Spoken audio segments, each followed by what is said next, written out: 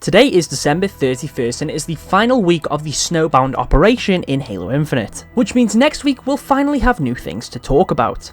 Before I do talk about what's returned today, however, I do just want to once again give a massive thank you to everyone for helping me reach 10,000 subscribers. It is quite a huge milestone, to say the least, and I'm going to start working on the 10,000 subscriber special video as soon as possible, which does actually remind me, if you are interested in entering, make sure to either join the Discord or submit a picture of your Spartan under my current pinned tweet over on Twitter. To summarize, essentially just submit a picture of your Spartan. It can only be one, but if you do want to resubmit later down the line, just make sure you delete your original submission and put a new one there instead. Submissions are currently open until next Sunday, however I might give it a bit of an extension as I do want to make sure I include as many people as possible. And yes, when the 10k video does arrive, I will make sure that every Spartan is present. The top 10 also will get 1,000 credits each, but the whole point is more so that it's supposed to be a celebration of the milestone and of the community. Anyway, without wasting any more time, let's jump straight in. The first item we've got today to talk about is the Cherokee Canopy Coating, which is a vehicle coating. This is 250 credits. It looks fine. The pricing isn't too bad.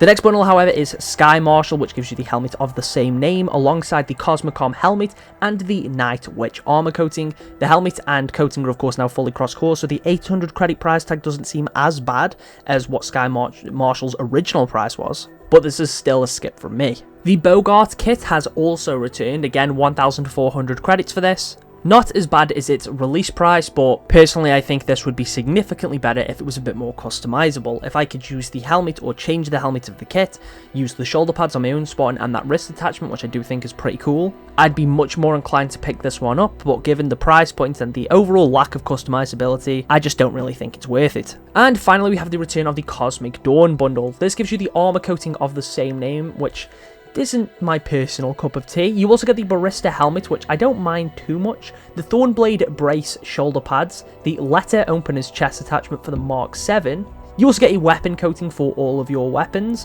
which looks kind of similar to the armor coating, the Otherworld armor emblem, vehicle emblem, nameplate, and weapon emblem, alongside the minimal space backdrop and the weather vane visor. 1,200 for what you get here, again, isn't terrible, especially in consideration to its launch price and some of the other prices we've seen as of late, but it's just not a bundle that I'm particularly interested in. Aside from that, pretty much everything else that was on the store when the event launched is still here, of course with the exception of the couple of bundles that have rotated out. This will be the last week that the Responder, Bruma and Lancejack bundles will be featured on the store, but then next week they will probably be available via the Armor Hall. Anyway, that's all for today. Thank you for watching and I'll catch you all in the next one.